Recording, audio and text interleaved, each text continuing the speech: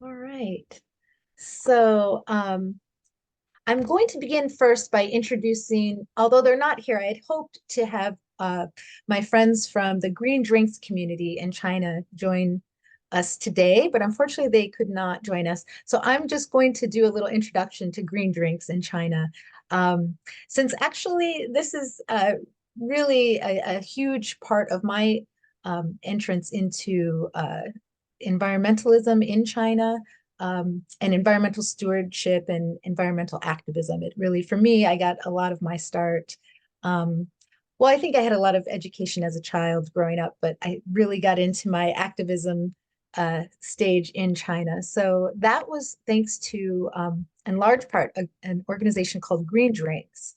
So if you're not familiar with green drinks, or even if you are, this is a little introduction to green drinks. So uh, hopefully you can see my screen now. I think everyone's set. So yes, yeah, today's event is actually in collaboration with the Green Drinks community.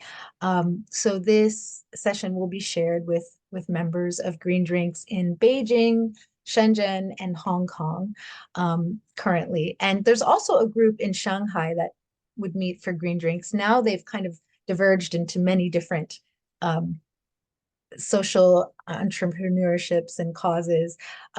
So really, Shanghai also has an established green drinks base or foundation. But basically what green drinks are, it's a nonprofit organization that originally started in London, actually. Move this down here. So and it's spread all over the world, and it's an open source format of a networking event. Like I said, it's nonprofit. There's no agenda. You can basically tailor design your events according to whatever your local interests are. It's just a networking space for people who are interested in environmental issues to come together, meet each other, perhaps collaborate on projects, learn about what each other's doing, or just have fun, have a good time. So yeah, I'm going to give you an example actually of green drinks in China. And um, first, Hi, I'm Simon, yeah, sorry. First with this video from Green Drinks International. organiser of London Green Drinks here at the Dog Star in Brixton. Green Drinks is a free event for green-minded people just interested in learning more or to network and make friends. Each month we have 3 different speakers from an environmental charity, a green company, or people just starting a green project or promoting some kind of environmental idea. Do join us. London Green Drinks is the second Tuesday of each month here at the Dog Star in Brixton. It's free and it starts at 6:30. Do come along. Cheers.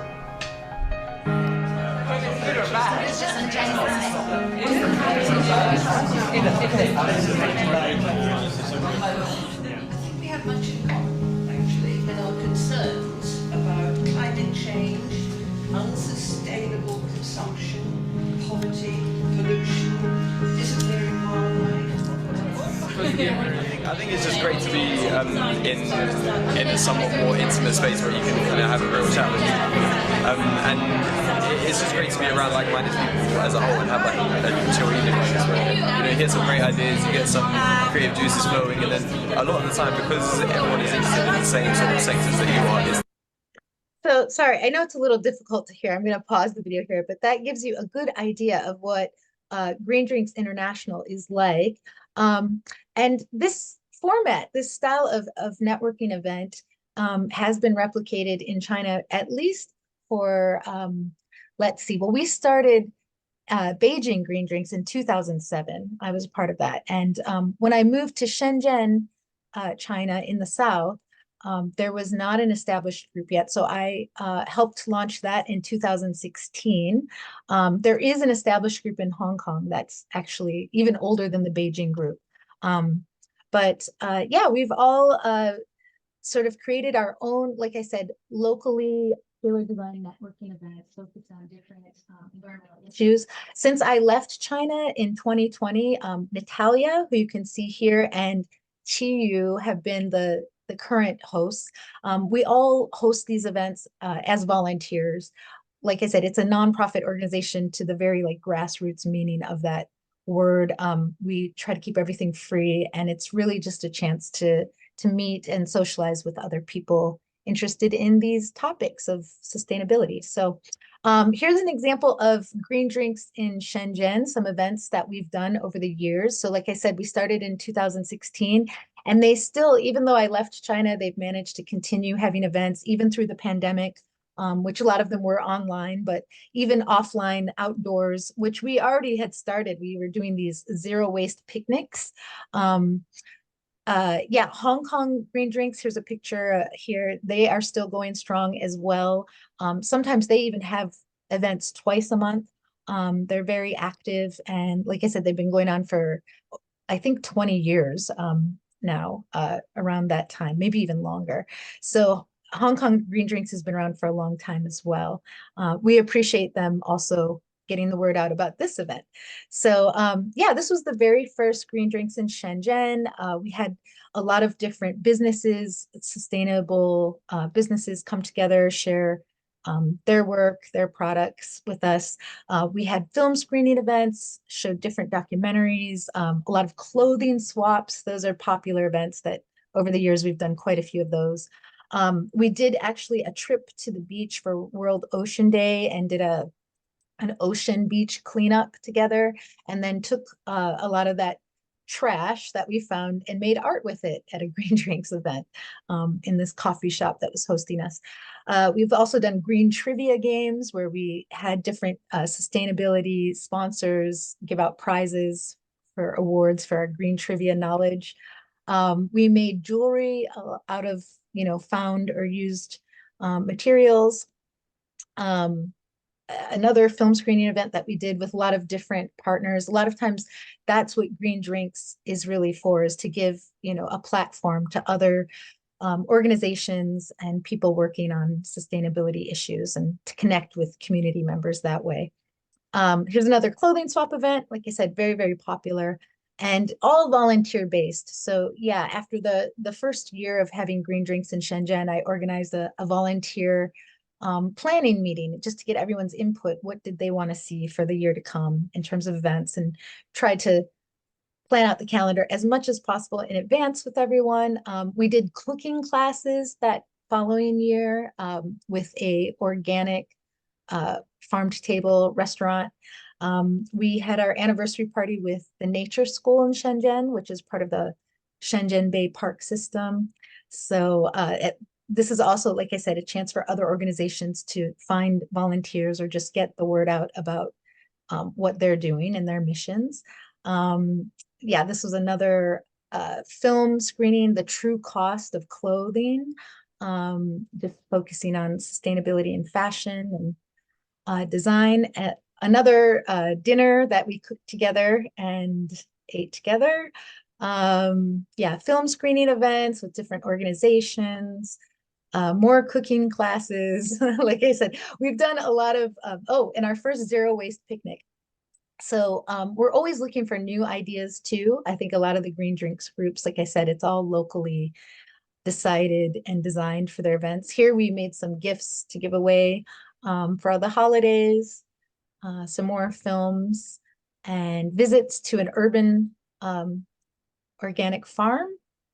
So for a long time, Shenzhen Green Drinks was meeting at different places. We even had a lot of outdoor excursions, like to plant trees this year. In 2018, I think it was. Yeah, we planted some trees in Shenzhen. Yeah, had events at the design museum. So we kind of roamed around for a long time. Oh, we also did a workshop where we created our own air filters, the organization called Smart Air. So that was a fun maker space event.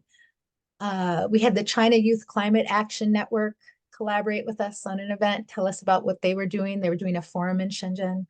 A lot of beach cleanup organizations like the Coastal Cleanup Day that happens annually in Shenzhen. I think it's been going on now for about 20 years now. Yeah. So yeah, and the animal welfare groups also. So all kinds of organizations. Basically, like I said, that's what Green Drinks is really designed for, is to gather all of the green sustainability organizations and change makers, and bring us all together so we can meet each other, learn from each other, collaborate. And that's why we're here today too. That's why I'm offering this eco-mindfulness session. So I'll get into that in just a little bit. But if you are in Shenzhen or would like to connect with the Shenzhen group, this is their contact information. You can find, actually, there's a Green Drinks International website, which is greendrinks.org. And you can look for Shenzhen there, or on WeChat, we have a group. Beijing Green Drinks, like I said, has been around since 2007. And they also supported this event in helping us get the word out. So we're very grateful for that. If you want to get in touch with them, here is the contact information. The host, Alina, we were hoping that she could actually present this to you, but since she cannot be here today, I'm going to present for her. So just a brief introduction to Beijing Green Drinks, who they are, what they do, and how to contact them. So first, who they are. As I mentioned, they were established in 2007. I had the honor of being a part of that. And today there are more than 10,000 registered users on their official WeChat account and website. Like I said, you can go to greendrinks.org and look for the Beijing group there too and stay updated on their events. From 2007 to 2019, Beijing Green Drinks was hosted at the Bookworm, which was a cafe and bookshop in Beijing for ever until it closed in 2019. And then as Green Drinks looked for a new home, of course, the pandemic began. And so Beijing Green Drinks got very innovative and started hosting online events that could be accessed asynchronously. So basically they were hosting a lot of different film opportunities to watch film screenings virtually from wherever you were at home. And that's how they have been hosting their events, but they're still in the process of finding an event partner, and hopefully they'll be relaunching offline again soon. Yes, so they're still connected though, and they have a very active WeChat group where they discuss all kinds of things, mostly in Chinese. So if you do speak English, uh, yeah, you'll probably need some translation support. But they have a very active WeChat group, and in the future, they plan to start doing in-person events again soon at a venue. So maybe in the embassy district, most likely. So yeah, they have established, like I said, several different partnerships with the embassies of the UK, Denmark, Netherlands, Luxembourg, and other countries, as well as the United Nations Development Program, the Foreign Cooperation Center of the Ministry of Environmental Protection, the U.S. Energy Center, British universities, Tsinghua University, Greenpeace East Asia, WWF, Friends of Nature, and Global Environmental Institute, among others. Like I said, I was also involved in many events when I lived in Beijing and helped bring a lot of eco art events. That was really my main focus in Beijing at the time. So let's see, you can get in touch with Beijing Green Drinks through the international website, greendrinks.org, or of course, scan this QR code or add their WeChat ID, Beijing_Green Drinks. And like I said, they have a very active WeChat group. So yeah, thank you so much. And also, like I mentioned, we have this lovely picture of Hong Kong, also Hong Kong Green Drinks. We're so grateful to have your support as well. So I'm going to begin now with my introduction to our main event, which is Eco-Mindfulness. So first, just to break this down a little bit, what is Eco-Mindfulness? Well, first of all, I guess I should introduce myself before we get into the eco-mindfulness, the ecology. So my name is Carissa Welton. I'm an author of a new series of ocean exploration books called the Blue Marble series. And the first book I just recently published in 2022 called Beneath the Surface. It's appropriate for readers age 10 and up. So yeah, along with these books, I also have some ocean literacy materials such as eco-mindfulness exercises that can be used in the classroom or at home or at any time to address issues like eco-anxiety.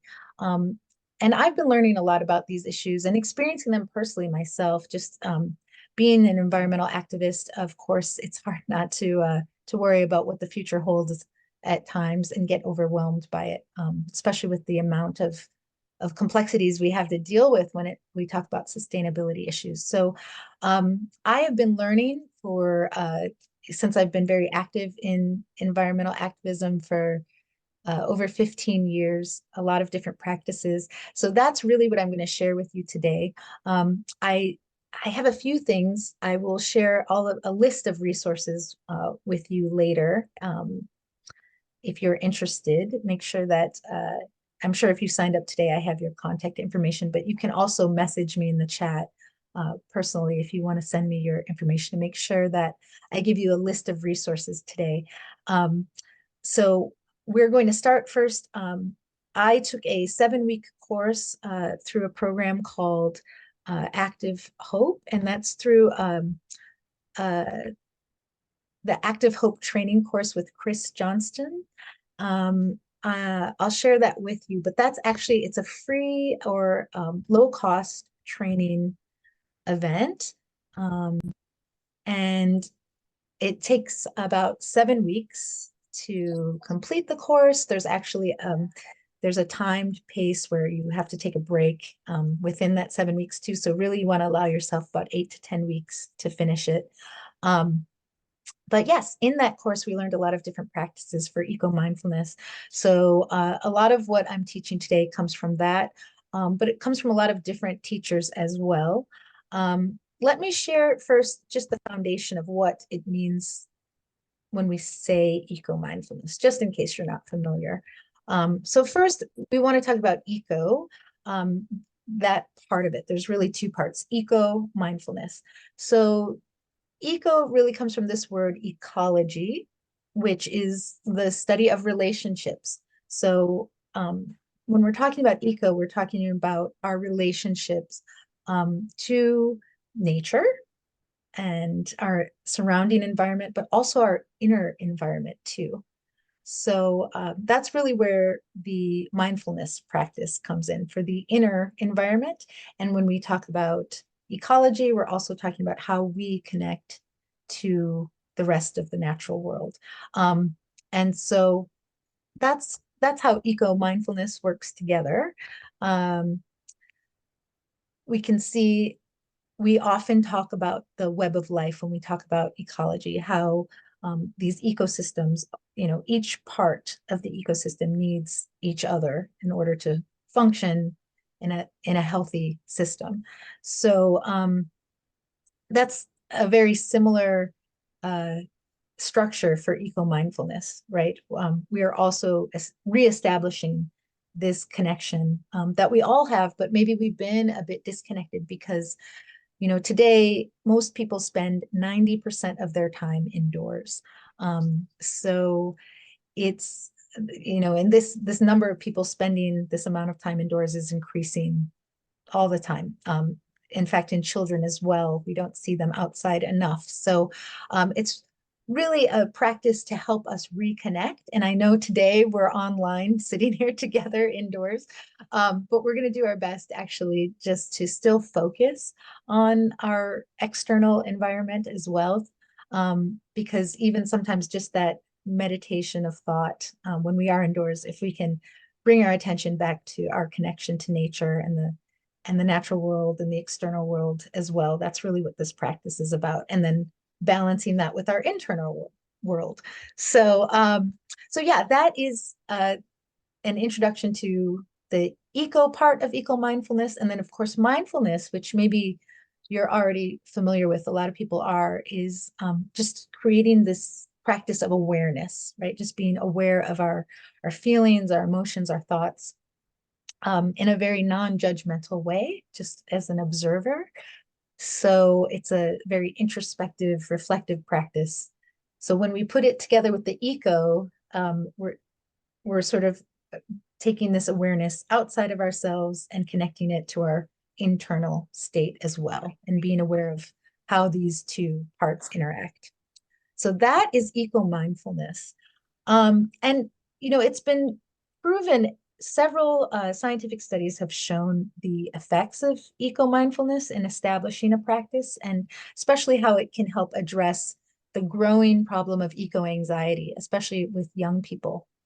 So, sorry, now this is kind of in the way here. If you can see on the left, this is information taken from a wonderful environmental education group called earth.org. I recommend checking them out.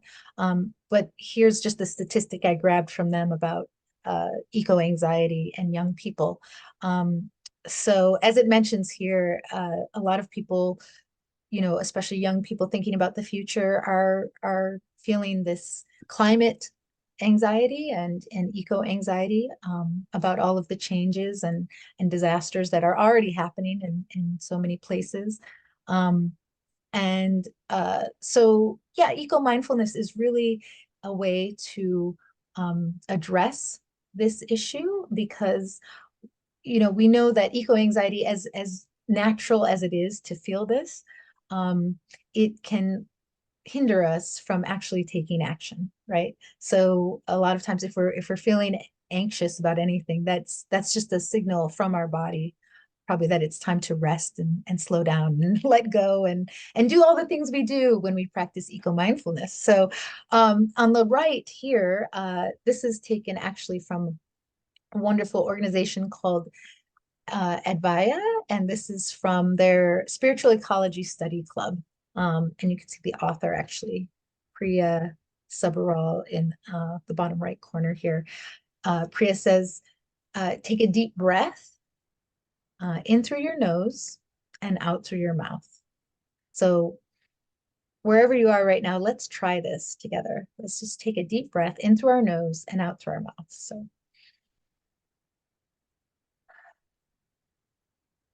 we can. I know if you're having any congestion, of course, don't worry about that. You can also just take a deep breath however you can through your mouth. But if you can do that, let's try that again. In through our nose and out through our mouth.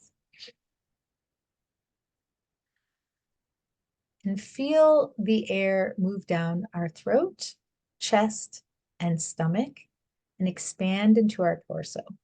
So right now we're trying to take our full attention away from the external world and from our minds even, and just bring it into our body and our breath.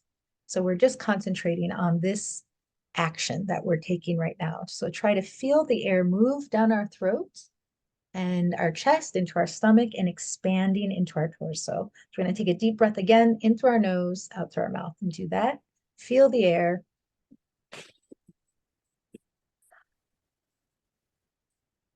Okay. And then this full cycle, again, we're just bringing our attention into our stomach, right? As we feel it move through our stomach, right? And through our chest, through our throat and our nose. So how the air comes in and how we exhale it out.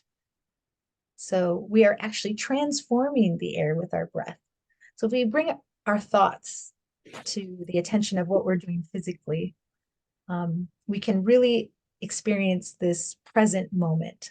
And that's really another way that eco-mindfulness helps with climate anxiety or any sorts of anxiety we might be experiencing. We bring ourselves back into the present moment and take an exercise as simple as it sounds.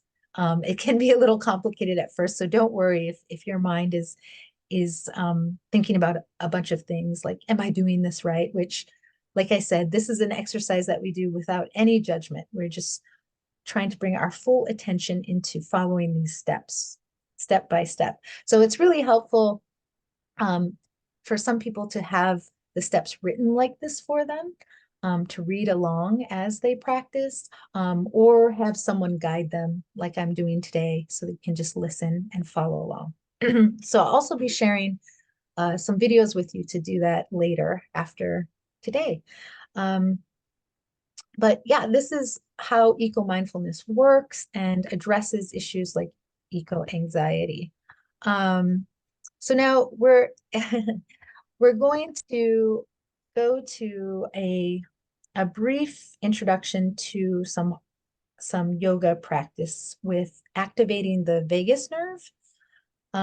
So I'm not sure if you're familiar with the vagus nerve and how that works. But basically the vagus nerve it's connected to all of our senses, and also our immune system, actually our organs too. It covers um, all of our organs and has an effect. So our state of mind can really affect how we're feeling physically, and vice versa. How we're feeling physically can also affect our state of mind. Um, so this practice is actually to help us activate the vagus nerve, which will, if we're in a state of heightened anxiety or fear, this will help us to relax, just simply by activating that. So this first practice, it's a 10-minute routine in full. Um, so I'm going to go ahead and share this with you. Uh, Hopefully you'll be able to see video. Let's see.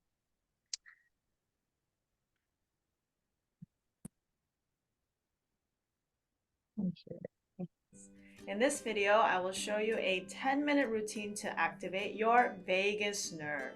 First off, let's talk about what the vagus nerve is. The vagus nerve is a nerve that starts from your brain and it wanders down your body like a net, and it encompasses all of the major organs down, down, down like a blanket. In Latin, vagus means wandering. So this nerve goes down like a net over all of your major organs, and it has two main functions. One is to first check to make sure all of your organs are functioning properly. It sends signals from the brain, let's say to your heart, saying, "Hey heart, are you doing okay?" And then through that nerve, the heart responds back, "Yes, I'm doing fine." And the other function of the vagus nerve is to kickstart the parasympathetic nervous system, which is your anti-stress rest and digest response. In other words, if you somehow activate and stimulate the vagus nerve, you can turn on your anti-stress response in your body. Now, remember I said your vagus nerve goes over your major organs in your body, but the problem is your major organs are blocked by bone or fat or different things, so it's hard to activate that vagus nerve. However, there's one point where the threshold between the outside of your body and the inside of your body is the lowest and thinnest. Can you guess where that place is? Your belly button. So in this routine, I'm going to show you how to activate the vagus nerve that is surrounding your intestine. Are you ready? First, sit in a chair comfortably. Place your feet flat on the floor, parallel, never crossing like this or toes pointed out this way. Feet flat on the floor, spine straight. Tuck your chin slightly inward. Relax your shoulders, and first, tap your abdomen. So tap your lower belly underneath your belly button first. Go tap here. Tapping here will first open up that area so that we can stimulate the vagus nerve. All right, let's count to 30. 1, 2, 3, 4, 5. Relax everything in your body, even your gut. 7, 8, 9, 10. 1, 2, 3, 4, 5, 6, 7, 8, 9, 20. Last 10, 2, 3, 4, 5, 6, 7, 8, 9, 30. Now place your right hand on your belly button and left hand above. So the upper half of your stomach, in between your stomach and liver, right in the middle of your diaphragm, like this. So you're tapping your belly button and then also above your belly button in your diaphragm. So here too, you might feel some pain, especially in your solar plexus right here in the middle of your diaphragm. It's okay. If you feel pain, just exhale out. Exhale here. Keep relaxing your gut. Don't make your body tight. Keep relaxing your gut. Let's tap here 50 times. 1, 2, 3, 4, 5, 6, 7, 8, 9, 10. If you want to, you can close your eyes to relax your body a little bit more. 1, 2, 3, 4, 5, 6, 7, 8, 9, 20. 1, 2, 3, 4, 5, 6, 7, 8, 9, 30. 1, 2, 3, 4, 5, 6, 7, 8, 9, 40. Last 10, 2, 3, 4, 5, 6, 7, 8, 9, 50. Great job. Massage your abdomen. And now this time, bring your hands like this, fists facing each other. And now gently twist your waist. Twist your waist. Like this, side to side. So you're essentially opening the midsection here. So you're twisting the muscles to open the midsection, okay? So twist, twist, twist, twist, twist, twist. You can feel your spine here too. Let's twist here 30 times. 1, 2, 3, 4, 5. Feel the twisting around your belly. 6, 7, 8, 9, 10. 1, 2, 3, 4, 5, 6, 7, 8, 9, 20. Last 10, 9, 8, 7, 6, 5, 4, 3, 2, 1, and stop. Great. Now that was the warm up to warm up this area to activate the vagus nerve in your belly button. Okay, so how you do that is very simple. Stack your hands on top of each other. And whichever one is the dominant hand for you, have the dominant hand underneath. So if you're left-handed, have your left hand underneath. If you're right-handed, have the right hand underneath. And now with your dominant hand, stick out your thumb and push it into your belly button. And then from here, make little pumps. Like you're assisting your palm to push with your thumb into your belly button. So we'll do this 30 times and then we're going to use both thumbs. Okay? So one thumb first. Relax your gut. Don't tense up and tense your shoulders like this. Keep your shoulders loose. Keep your gut loose. And absorb the motion of the thumb into your belly button. You can feel a rippling wave-like motion inside of your stomach. That is activating your vagus nerve. Your vagus nerve that travels all the way to your brain, that when you stimulate one point, it creates a ripple to your brain to turn on your anti-stress response. Okay? All right. Using your thumb, try to push deeply. If you push lightly like this, you won't have much benefit. You see, it doesn't even look like I'm moving anything. Push in. 30 times.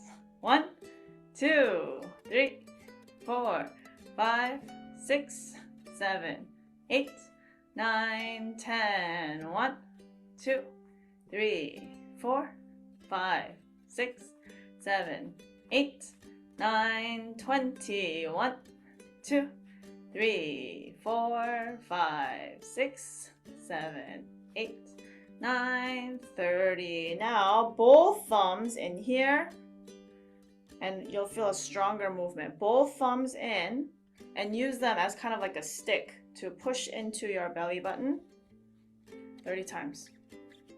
1, 2, 3, 4, 5, 6, 7, 8, 9, 10. 1, 2, 3, 4, 5, 6, 7, 8, 9, 20. 1, 2, 3, 4, 5, 6, 7, 8, 9, 30. Great job. Now a little bit stronger. Get your two fingers like a peace sign and then together. And then now curve them in so you make a stick two. And then push it on your belly button. So, okay, so you can continue with that if you wanted to do a stronger release or activation with two fingers. I will, like I said, I will share all those links with you. But going ahead to our next practice. So, like I said, this is going to be a really condensed into a few different practices. You could use these three different practices at three different times. Or you could put them all together like today, but like I said, I'm rushing through them a little bit just to get them introduced to you. So the next practice that we're going to look at actually comes from Qigong, which is a form of mindfulness, embodied mindfulness practice in China. Um, so we're going to start actually with some Qigong exercises that we're going to modify since we're seated today. You can do everything from the waist up. So we're just going to modify. You want to move though to the edge of your chair so that your feet are flat on the floor. I should have said that, I guess, before with the vagus nerve activation. Same thing. So just move up in your chair. Your feet should be flat on the floor. Shoulders back so that you're sitting up straight. And then we'll begin and just doing the exercises from the waist up. So let me share my screen with you.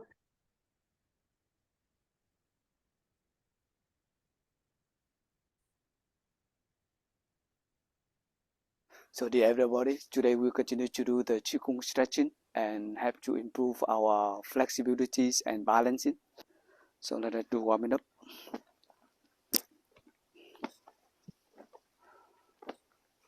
One hand to shoulders, and then another hand with lower back.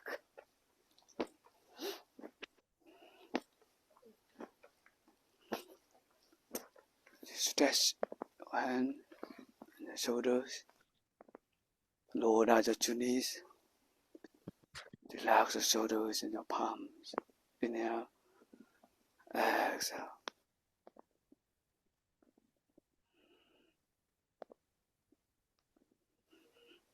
That's good. Look up. Relax your elbows and your palms or chest.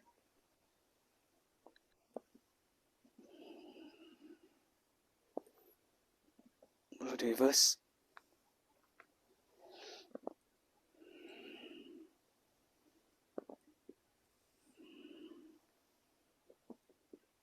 And close your eyes and relax your head and your neck.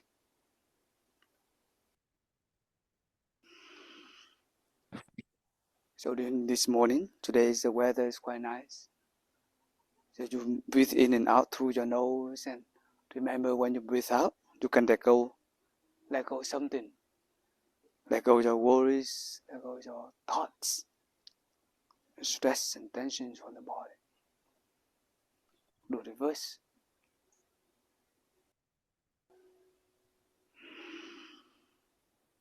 Relax your neck and your head. Stand by one leg. Relax your knees, your toes and fingers, your palms. Reverse.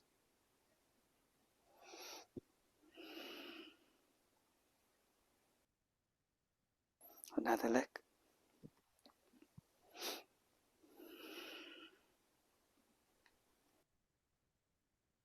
Do reverse.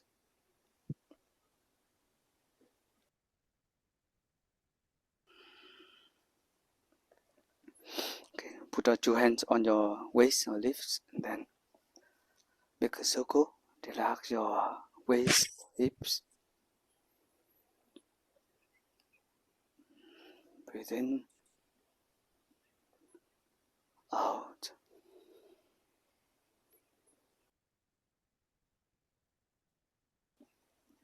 Reverse.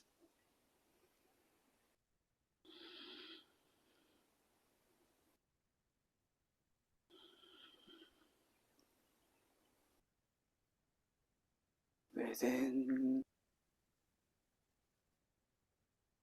So we're just going to breathe out, just come back down, following the breath again.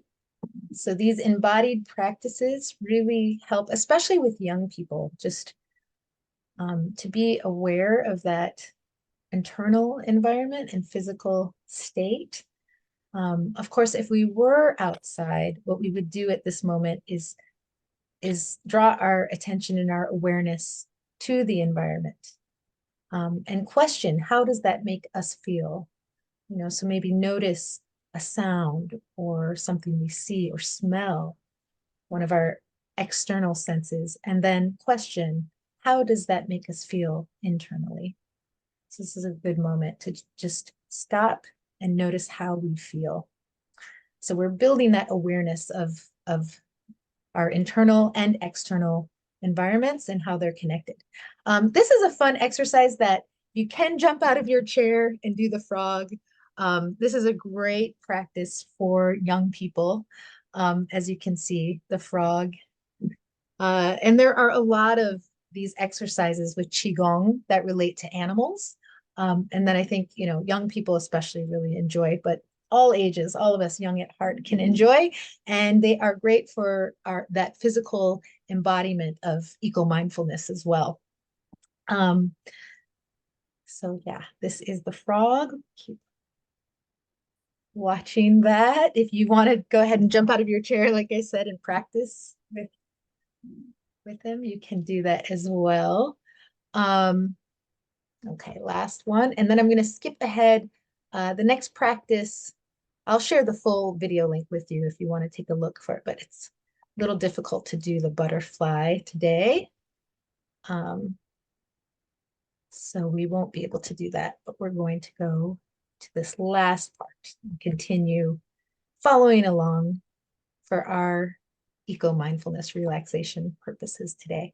And the energy circulate around your lower abdomen, support the digestive system.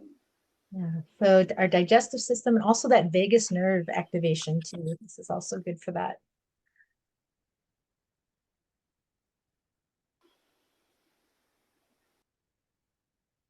Okay, and then you can massage your palms together.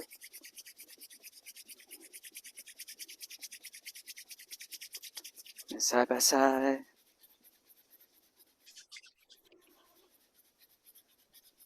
The other side.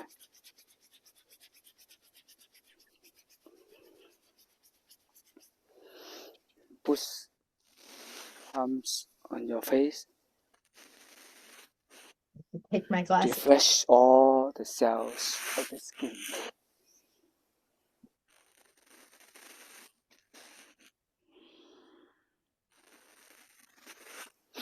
Ten fingers on your brain, on your head, and you can look like you brush your hair, massage your head. Okay, brush down in the back of your head, beside and front.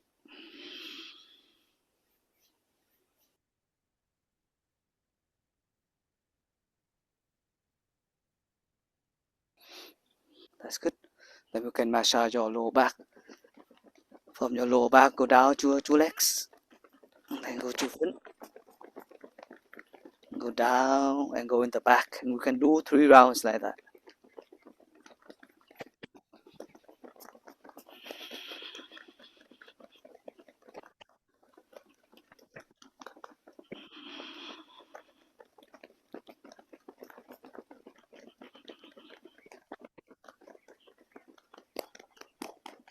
Then 2 hands.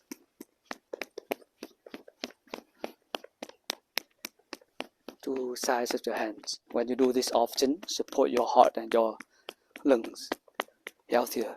Okay? It's good for our circulation.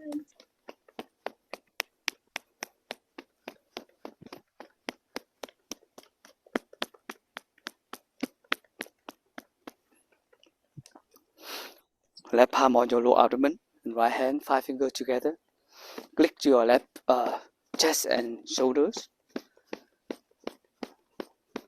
Click for 20 times and change the other side. Good for your lungs, from your heart. And the right side.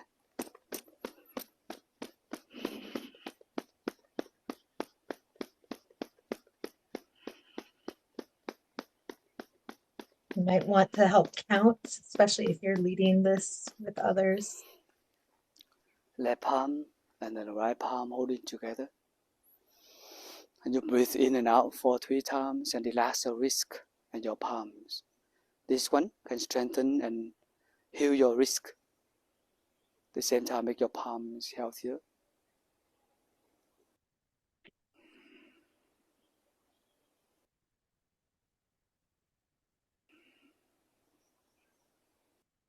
Put your hand down, then hold back.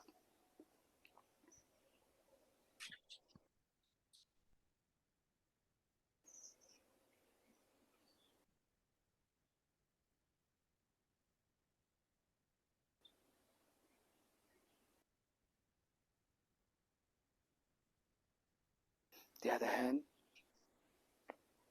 when you're holding 2 palms together, you feel the interbeing between 2 palms, 2 hands support together. And then you feel your body. You see, you feel the body and your mind come together. The left and the right, yin and yang, 2 palms together.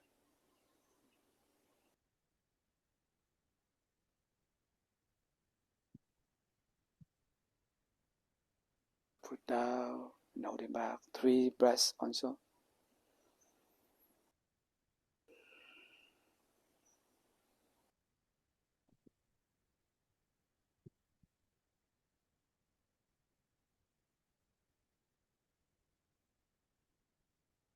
That's good. Lift your hands up and stand by your toes. Inhale deep and then exhale. Release all stress and tension, even release your suffering. Okay? Release your sorrow. Breathe in. Louder. Inhale. Whatever sound you want to make. Open the 2 palms. Inhale. A lot of kids love this.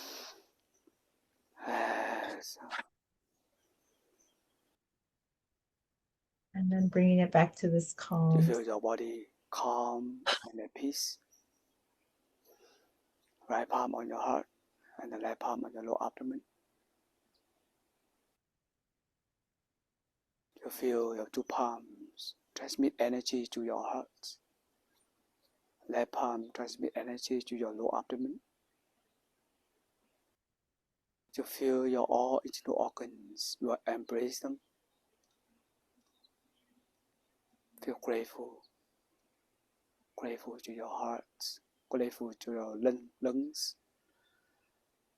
Grateful to the whole body. Okay? Recognize the body is miracle. Smile to them.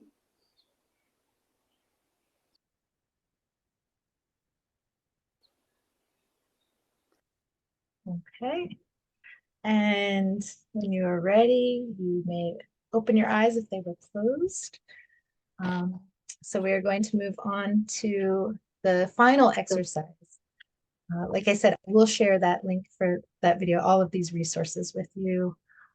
Just make sure that you send me your email address if you haven't already. I'll make sure to connect with you. There's also, I guess I should also probably mention my Patreon. If you want to attend more sessions like this, receive more materials, I will share that with you also in the chat.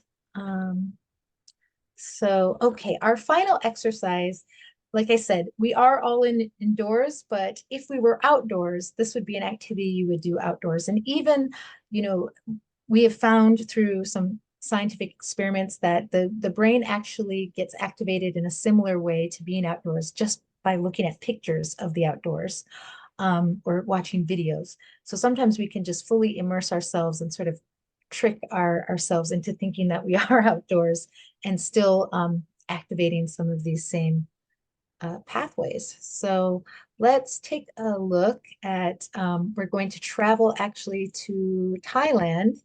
And this is from another eco-mindfulness coach. Actually, it's his video, and I will be sharing more with his resources as well, which are really helpful. But as we go through this video, I'm going to ask you to think about your senses. So, of course, we have the five senses. You will be watching this video, so your visual sense is going to be activated. Um, but let's think about the other senses too. So this is a practice that you can continually use for yourself or with others if you're leading, just to help develop that awareness and that um, expansive sort of consciousness of being in nature and how it relates also to our inner states as well. So let me share my screen with you. This is our final exercise today. So go ahead and make sure that you can watch this. And then I'm just going to guide you through it. This is Kyle, who I'll also share. He has a wonderful website and resources on eco-mindfulness that I will share with you as well. So yeah, we're going to follow his video. And as you're watching, to fully immerse yourself into this, let's go through our five senses. So as you're looking around and seeing everything, imagine, what does it feel like? The touch, those rocks. What is the texture? What about even the feel of the wind? Can see the leaves blowing. What does that feel like? The taste, can you taste the salty air from the sea below? Um, Maybe you smell some smells from below, a fire burning. Um, this, yeah, maybe the scent, the perfume of flowers nearby.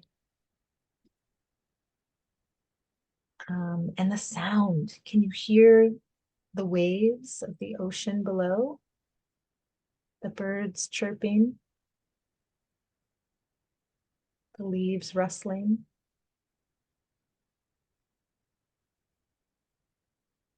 And now think about how you're feeling internally without any judgment of whatever you're feeling. And if you're not sure about what you're feeling, that's okay too. Mhm. You can focus also on just those five senses again. Some people say, oh, I'm feeling a little bit of vertigo here. You can look at the sky, enjoy that. And think about the other senses that come to mind here. Whoops, might give you a little bit of vertigo there too. But yeah, that is our closing activity for today. So thank you again so much for joining, everyone. Like I said, please check the chat box for my Patreon. I would love to connect with you at a later time.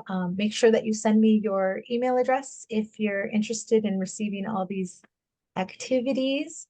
And I will stop the recording. Feel free to stay after I stop the recording too. So.